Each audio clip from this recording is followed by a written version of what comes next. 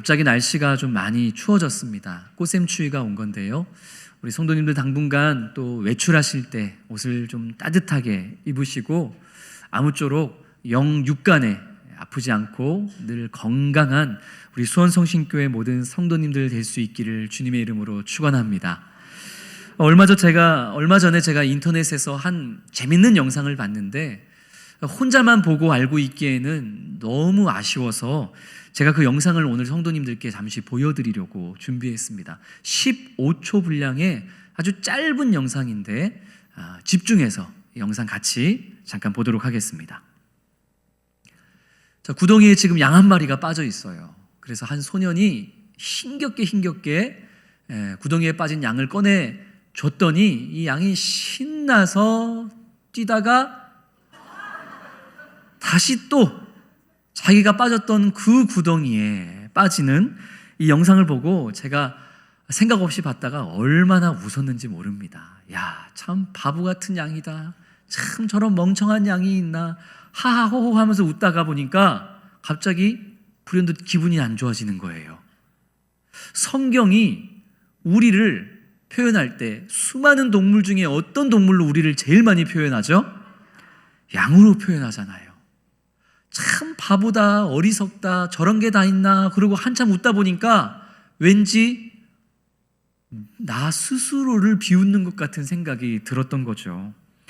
구덩이에 빠졌을 때는, 뭔가 어려운 일이 닥쳤을 때에는 하나님 저 좀 도와주세요, 저 좀 빼내주세요, 한 번만 여기서 건져주시면 제가 다시는 이 똑같은 죄, 똑같은 구덩이에 안 빠지겠습니다 그랬다가도 하나님께서 빼주시면 언제 그랬냐는 듯 내 맘대로 또 그냥 여기저기 토끼처럼 뛰어다니다가 또다시 내가 빠졌었던 그 죄의 구덩이에 또 반복해서 빠지고 마는, 그런 게 바로 제 모습이고 또 우리들의 모습 아니겠습니까? 이스라엘의 지도자였던 에스라 역시 오늘 영상에 봤던 저 양처럼 꺼내주면 또 빠지고 죄의 구덩이에서 빼내주면 또 똑같은 죄의 구덩이에 빠지는 일을 반복하는 그 이스라엘 백성들의 모습을 보면서 참담한 심정으로 옷을 찢고 머리털과 수염을 쥐어뜯으며 어이없어 주저앉아 있었던 모습을 우리가 지난주 에스라 9장의 말씀을 통해서 함께 나눈 바 있죠. 오늘 우리는 에스라서의 마지막 에스라 10장 말씀을 마무리하며 에스라서를 매듭짓게 됩니다. 우리는 에스라서를 통해서 바벨론 제국의 포로로 잡혀가서 참 비참한 삶을 살았지만, 그러나 그런 이 포로의 구덩이의 삶에서 하나님의 선하신 손의 도우심으로 말미암아 그 백성들을 꺼내어 주시고 그 구덩이에 빠진 백성들을 꺼내서 다시 예루살렘으로 1차 귀환, 2차 귀환의 그 은혜로 되돌려 놓으셨던 하나님의 그 사랑의 손길을 우리가 에스라서를 통해 함께 살펴본 바 있습니다. 뿐만 아니라 이스라엘 백성들이 예루살렘으로 돌아와서 무너진 성전을 재건할 때에도 크고 작은 구덩이에 백성들이 빠지기도 했지만 그때마다 하나님은 그들을 선하신 도움의 손길로 건져주시고는 했습니다. 그런데도 또 이 어리석은 양처럼 이스라엘 백성들이 자기 소견에 오른 대로 또 정신없이 살아가다가 자꾸만 이전에 빠졌던 그 똑같은 죄의 구덩이에 빠지는 거예요.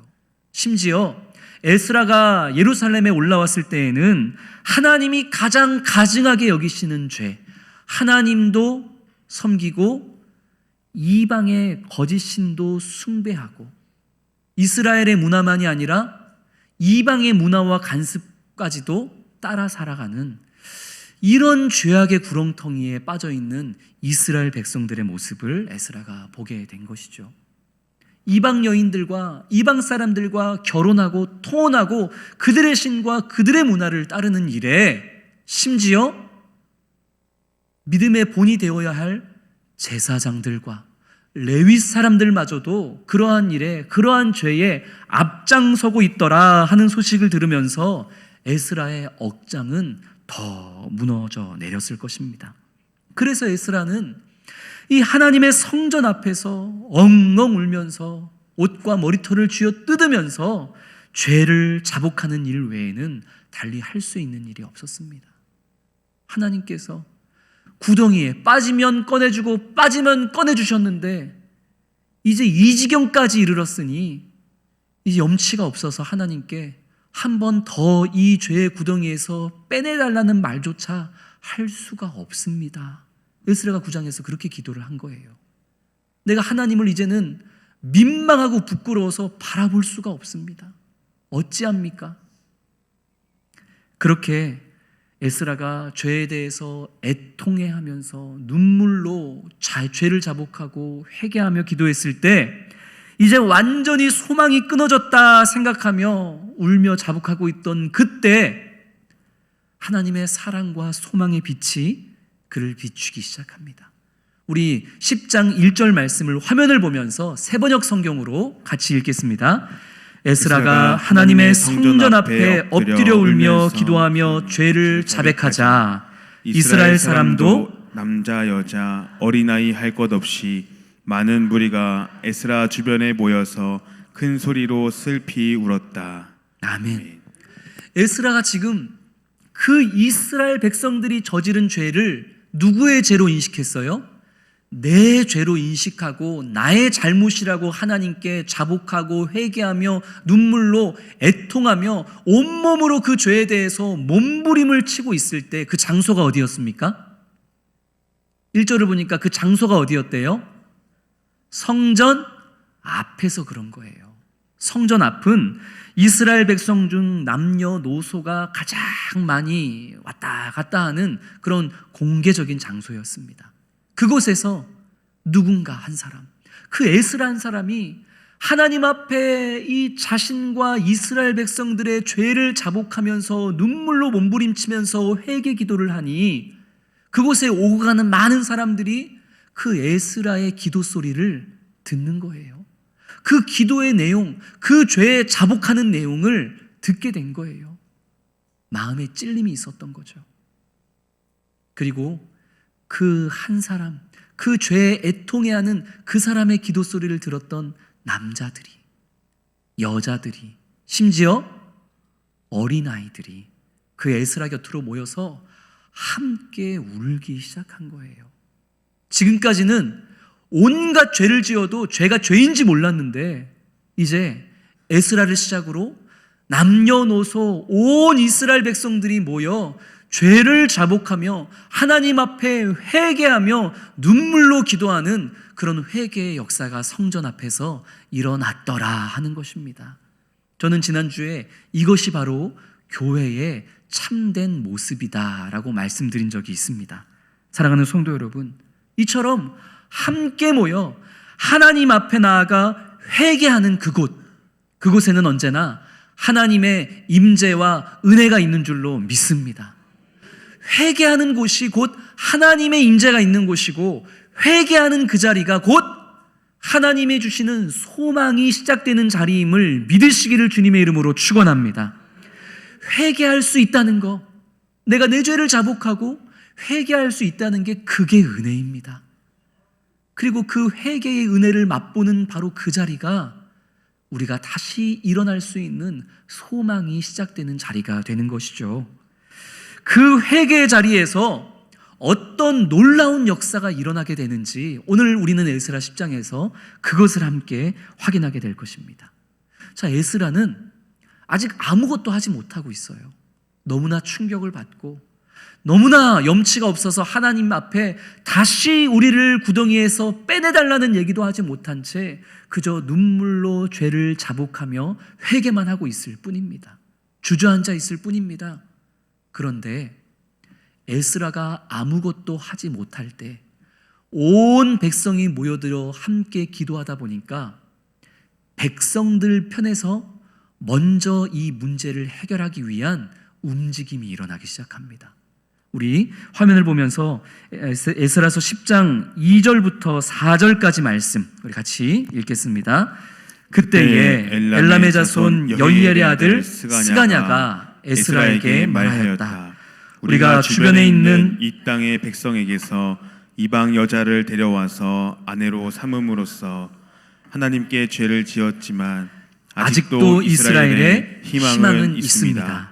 이제 우리는 하나님의 명령을 두려워하면서 받드는 분들의 권면과 에스라 제사장님의 가르침을 따라서 이방 여자들과 그들에게서 난 아이들을 다 보낼 것을 하나님 앞에서 언약하겠습니다. 율법대로 하겠습니다. 그러므로 이제 일어나십시오. 이 모든 일은 제사장님이 맡아서 하셔야 합니다. 우리가 제사장님을 도와드리겠습니다. 용기 있게 밀고 나가십시오. 아멘.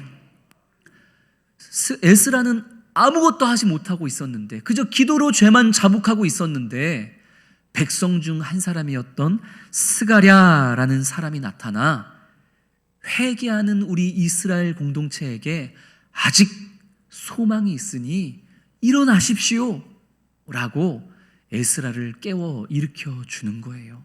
하나님께서 이 스가랴를 통해서 아직 이스라엘에게 무엇이 있다? 소망이 있다라는 메시지를 알려주셨던 것이죠. 아직도 라고 할 때 이 아직도 라는 히브리어 단어 아타라는 단어는 이제, 지금이라는 또 그런 의미를 가진 단어입니다. 아직도 이스라엘에게 희망이 있다, 이 말은 바로 지금이 이스라엘의 소망이 시작되는 때다, 이런 의미이기도 한 것이죠. 그런데 성도 여러분, 이 스가냐라는 사람은 무엇을 근거로 하나님 앞에 이 가증한 죄를 저지른 우리 이스라엘 공동체가 무엇을 근거로 소망이 있다라고 지금 이야기하는 걸까요? 뭘 보고 이스라엘 백성에게 소망이 있다고 지금 스가냐가 에스라를 권면하고 있는 거예요? 무엇하고 있기 때문에? 함께 모여서 무엇하고 있기 때문에? 회개하며 기도하고 있기 때문에. 근데 그건 50점. 이스라엘 백성들이 에스라 곁으로 함께 모여서 눈물로 자신들의 죄를 자복하며 회개하는 것, 그것은 이스라엘에게 소망이 있느냐 없느냐의 50점짜리 답입니다. 그들은 눈물로 죄를 자복하고 회개했을 뿐만 아니라 무엇을 결단해요? 우리를 더럽히고 하나님의 마음을 상하게 했던, 우리가 죄를 지었던 근본적인 것들, 이방 여인들과 통혼을 했던 그 죄의 문제들을 어떻게 하겠다? 끊어내겠다. 그냥 회개할 뿐만 아니라 내가 회개했던 내 죄악의 모든 것들을 내 삶에서 실제로 뭐 하겠다? 끊어내겠다. 이러한 결단까지 이어졌기 때문에 우리에게는 무엇이 있습니다? 소망이 있습니다 라고 지금 그것을 근거로 스가냐가 당대하게 이야기하고 있는 것이죠. 우리 알잖아요. 예배를 드리면서, 말씀을 들으면서, 찬양을 하면서 우리 마음에 막 감동이 불일듯 일어나고 눈물이 줄줄 흐르고, 그래, 내가 진짜 오늘 주신 말씀처럼 살아야 되겠다 회개하고 결단하기도 하지만 멀게도 아니고 딱 저 문 밖에만 나가면, 저 문만 희한하게 열고 나가면 내가 언제 그런 은혜를 받았는지, 내가 저 안에서 뭘 결단했는지 기억 안 날 때가 많잖아요. 이 안에서는 그냥 눈물, 콧물 다 쏟으면서 그냥 하나님 앞에 회개하고 다시는 안 그러겠다고 했다가도 저 문 밖에만 나가면 그러면은 하나도 기억 안 날 때가 많잖아요.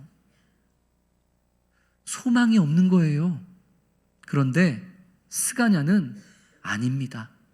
지금까지는 우리가 그랬을지 몰라도 이번에는 아닙니다. 우리가 그 지은 죄에 대해서 눈물로 자복하고 회개할 뿐만 아니라 분명하게 이야기하잖아요. 3절 4절에서 이제 우리가 이방 여자들과 그들에게서 난 아이들까지 다 내보낼 것을, 나의 삶에서 이 죄악의 모든 것들을 끊어낼 것을 하나님 앞에 뭐 하겠습니다? 언약하겠습니다 라고 결단하잖아요. 그러니까 우리에게 무엇이 있다? 소망이 있다 라고 이야기하는 것입니다. 스가냐는 내가 그렇게 할게요 라고 얘기하는 게 아니라 3절 4절 말씀을 보니까 우리가 그렇게 하겠습니다. 이 범죄한 모든 이스라엘 공동체에 동일한 믿음의 결단이 이러하다. 그러니 우리에게 소망이 있다라고 이야기하는 것입니다.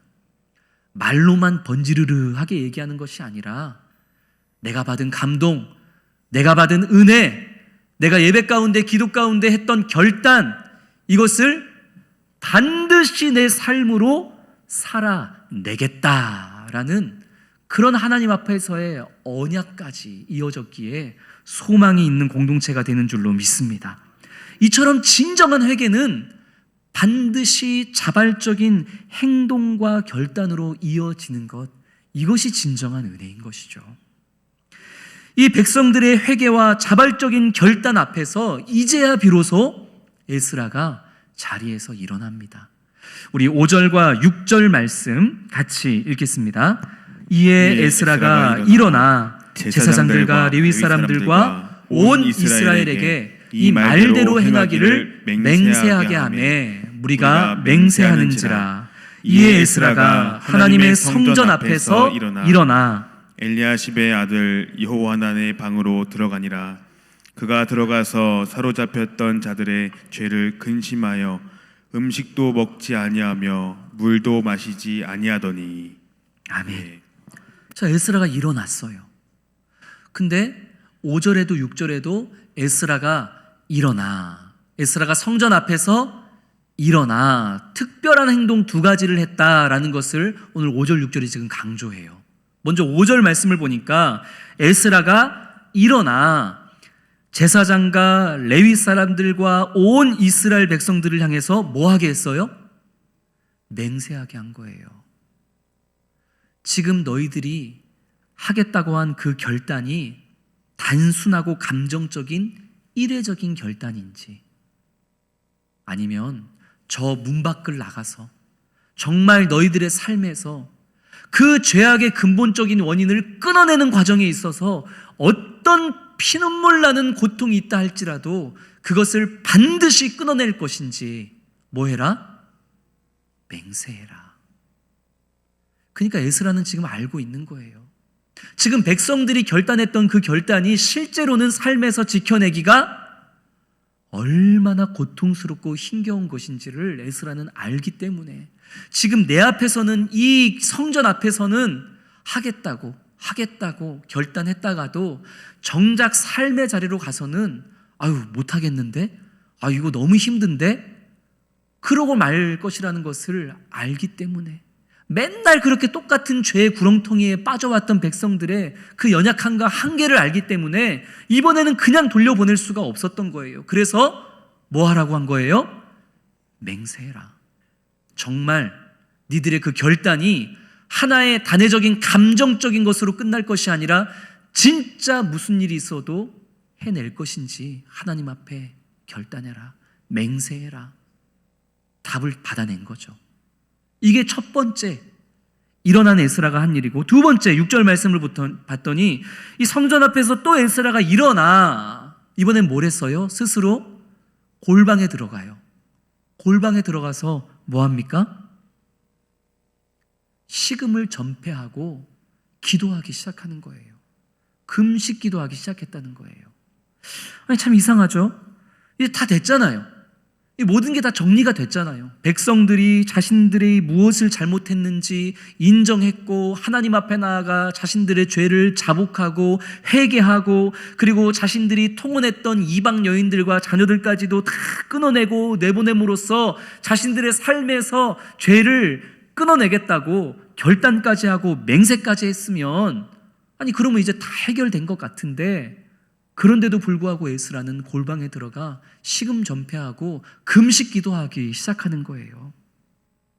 이게 얼마나 괴로운 일인지를 알기 때문에, 이건 정말 내가 결단했다고 해서 내 힘과 내 의지와 내 경험으로 되어질 수 있는 일이 아니라 이미 나를 수없이 더럽혀온 이 죄악들을 내게서 끊어내는 과정은 정말 철저한 하나님의 도우심이 없이는 불가능하다라는 것을 알기 때문에 백성들은 결단했고 백성들은 맹세했지만 이것이 실제 이루어지는 일에 있어서 하나님께서 도우시기를, 죄를 떼어내는 과정에 어떤 어려움과 괴로움과 사단의 시험이 있다 할지라도 성령께서 함께 하시고 도우셔서 우리 백성들이 반드시 그 죄를 끊어낼 수 있게 해주시기를 에스라는 골방에 들어가 시금전폐하며 기도할 수밖에 없었던 것입니다.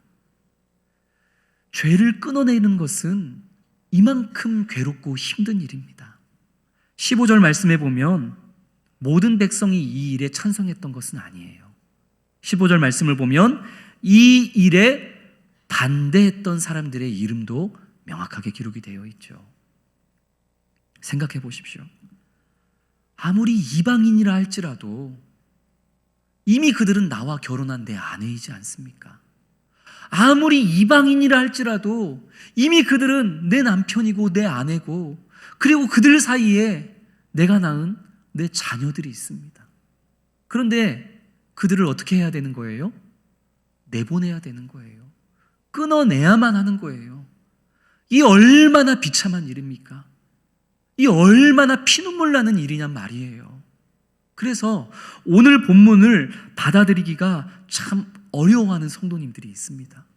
아니, 이건 아무리 그래도 좀 심하잖아요.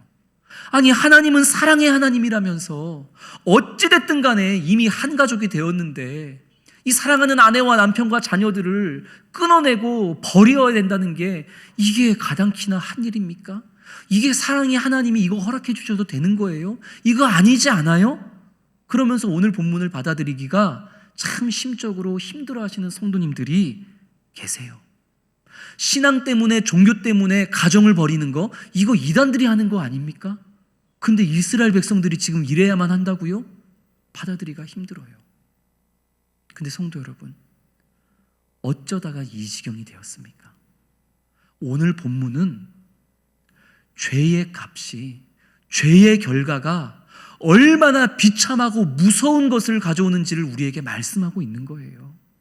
이스라엘 백성들이 하나님의 말씀에 순종하지 아니하고 자기 소견에 옳은 대로 살아가고 그냥 눈에 보이기 좋은 이방 것들을, 그냥 세상 것들을 막 따르고 쾌락을 즐기며 살아가던 결과가 이처럼 피눈물 나는 그런 결과이더라. 죄의 결과가 이토록 무섭더라. 지금 오늘 말씀은 우리에게 그것을 보여주고 있는 거예요. 그런데 우리는 이스라엘의 죄의 결과가 이렇구나, 하나님 앞에 범죄한 우리의 죄의 결과가 이렇겠구나, 이것을 생각하기보다는 또 하나님을 끌어들여서 하나님을 탓하기 시작하는 거예요.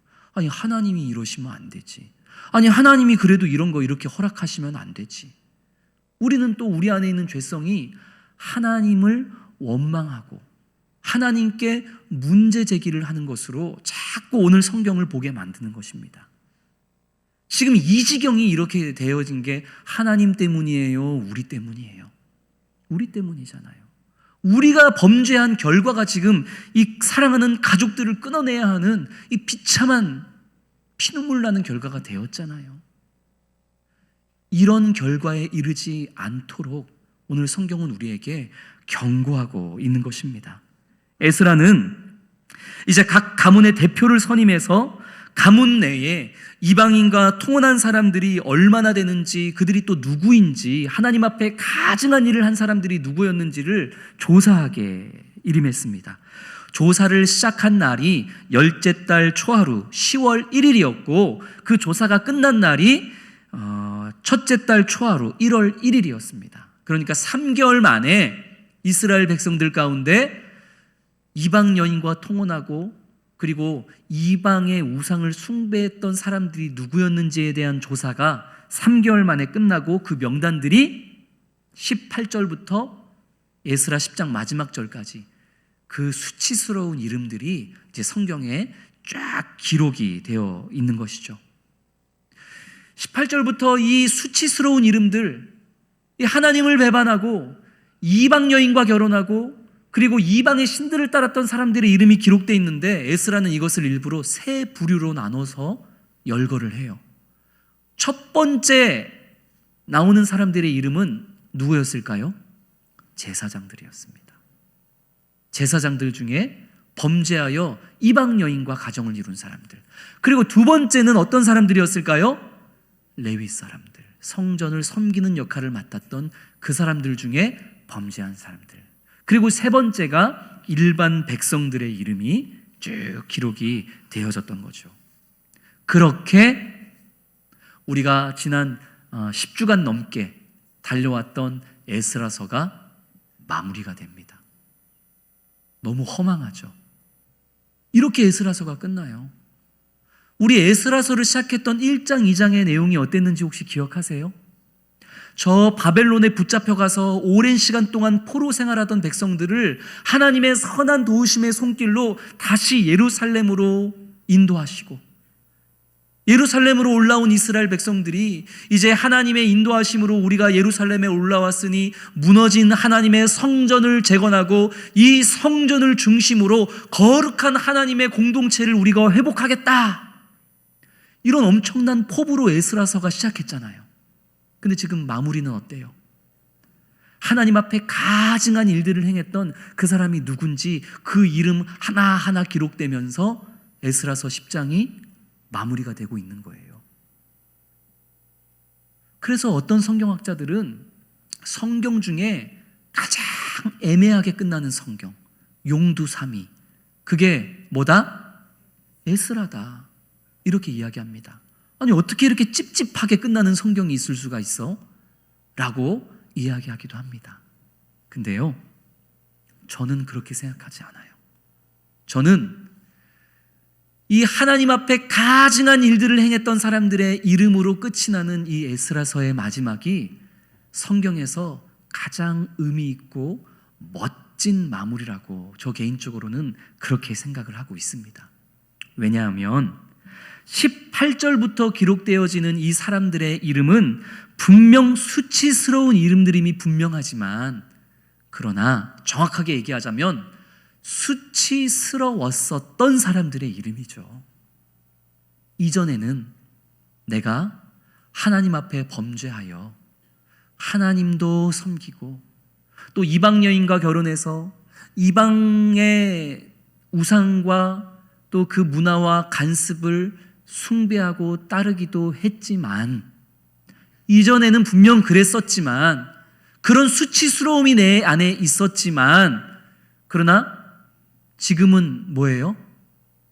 에스라가 명령한 대로 하나님 앞에 나아가 자신의 연약함과 자신의 죄를 자복하고 회개할 뿐만 아니라 내 안에 있는 내가 저지른 그 죄를 반드시 끊어내겠노라고, 그것이 내 사랑하는 아내와 남편과 자녀들을 내보내야 하는 피눈물 나는 일이라 할지라도 그래도 하나님이 기뻐하시는 거룩한 공동체와 하나님의 백성으로서의 정체성을 다시 되찾기 위해서 내가 그러한 삶을 살아내겠노라고 결단한 자들의 이름이 바로 18절부터 적혀져 있는 바로 그 이름들입니다.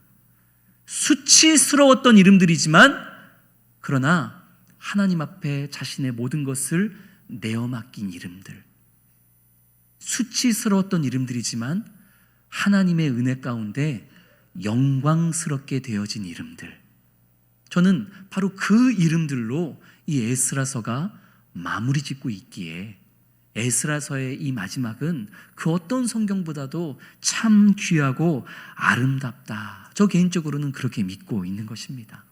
사랑하는 성도 여러분, 우리 하나님은 이처럼 우리의 수치스러운 과거와 우리의 수치스러운 죄악의 이름들을 영광스러운 이름으로 바꾸어 주시는 분이신 줄로 믿습니다. 분명 우리는 수치스러운 과거를 가지고 있죠. 우리는 참 연약하고 부족한 과거를 가지고 있는 사람들입니다. 어디 내놔도 부끄러운 이름들입니다.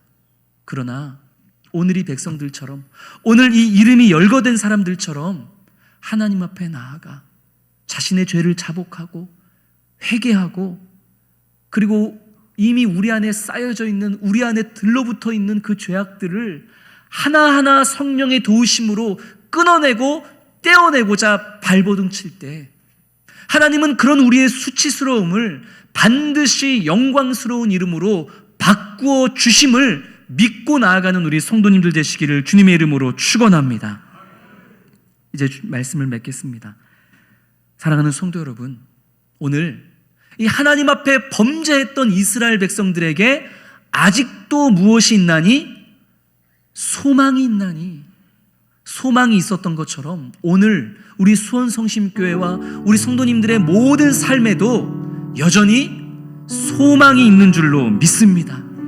왜냐하면 우리가 아무리 주님 앞에 가증한 일을 하고 부족하고 연약한 삶을 살고 있다 할지라도 오늘 백성들이 그러했듯 우리가 주님 앞에 나아가 솔직하게 우리의 수치스러웠던 그 죄악들을 하나하나 토로하고 주님 앞에 내어놓고 자복하고 회개하고 그것들을 내 삶에서 끊어내기 위해서 주님의 도우심을 간구하며 나아갈 때 우리 주님은 반드시 우리의 그 수치와 우리의 죄악들을 영광스러움으로 바꾸어 주실 것이기 때문입니다. 우리에게는 그 주님이 함께 하시기에 우리에게는 무엇이 있어요? 소망이 있는 줄로 믿습니다. 우리가 첫 번째 봤던 영상을 다시 한번 생각해 볼까요? 그 소년이 구덩이에 빠진 양을 꺼내줬더니 신나서 날뛰던 양이 다시 그 똑같은 구덩이에 빠지잖아요. 그런데요, 그 영상이 그렇게 끝나기 전에 그 첫 번째 구덩이에서 양을 꺼내 주었던 그 소년이 저쪽에 다시 빠진 양을 향해 걸어가는 모습으로 영상이 끝이 났습니다. 영상은 거기서 끝이 났지만 그 소년이 두 번째 빠진 그 양 앞에 가서 어떻게 했을까요? 다시 꺼내줬겠죠. 그러다가 그 양이 또 날뛰다가 세 번째 구덩이에 빠졌어도 아마 그 소년은 분명 또다시 그 양을 꺼내 주었을 것입니다. 우리 하나님이 우리에게 늘 그러하시는 것처럼 말이죠. 그게 우리의 소망입니다. 우리는 어리석지만, 우리는 바보 같지만, 우리의 이름은 참 부족하고 연약하고 수치스러운 사람들이라고 적힐 만한 그런 이름들이지만, 그러나 우리가 주님 앞에 나아가 회개할 때 주의 도우심으로 우리의 앞에 놓여져 있는 그 죄의 문제들을 끊어내고자 부단히 몸부림칠 때 주님은 우리를 도우시며 우리를 다시 한번 그 구덩이에서 건지시며 이제 우리로 하여금 또다시 구덩이에 빠지는 사람이 아니라 새롭게 되어짐으로 이제는 죄의 구덩이를 메우는 사람들로 우리를 새롭게 변화시켜 주실 줄로 믿습니다. 죄에 빠졌던 우리들을 이제는 주님께서 죄의 구덩이를 주의 사랑과 은혜로 메우는 사람으로, 그런 영적인 부흥과 공동체의 부흥으로 우리를 인도해 주실 줄로 믿습니다. 그 주님을 우리의 소망으로 삼고 이 시간에서 그냥 이 자리에서 우리가 결단하기만 하는 것이 아니라 정말 피눈물 나겠지만 내가 주님을 더 사랑하기 위해서 주님보다 자꾸만 앞서는 내 삶의 여러 가지 문제들, 무엇을 끊어내야 될지, 그것이 주님보다 앞서는 것이 물질인지 사람인지 혹은 내 건강인지, 주님보다 앞서면 나로 하여금 자꾸 죄짓게 만드는 것들, 그것들을 이스라엘 백성들처럼 주의 도우심 안에서 반드시 끊어내겠노라 결단하고 주님 앞에 거룩함으로 맹세하고 에스라처럼 주의 도우심을 간구하며 나아가는, 이제는 그래서 죄악의 구덩이에 빠지지 않고 죄악의 구덩이를 메우는 그런 우리 사랑하는 모든 성도님들 되시기를 주의 이름으로 축원합니다. 오늘 주시는 말씀을 우리 마음에 새기면서